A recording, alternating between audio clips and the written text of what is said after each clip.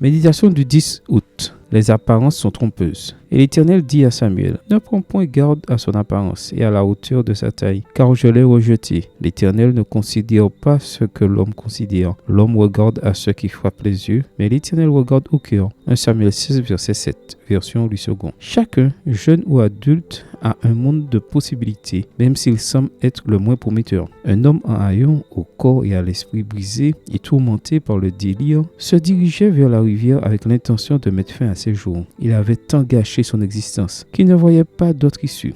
Mais soudain, il sentit une main sur son épaule et entendit des paroles aimables l'invitant à se rendre à l'église, puis à faire vœu de tempérance. Il signa ses vœux et commença une lutte acharnée contre son appétit qui le maintint enfermé 5 jours et 6 nuits durant dans une misérable mansarde. Malgré sa faiblesse, il réussit à sortir victorieux et au moment de reprendre le travail, son employeur se moqua de lui. Mais une fois de plus, des témoignages gentils de confiance le sauvèrent du désespoir. C'est ainsi que commença pour cet homme une merveilleuse vie de service.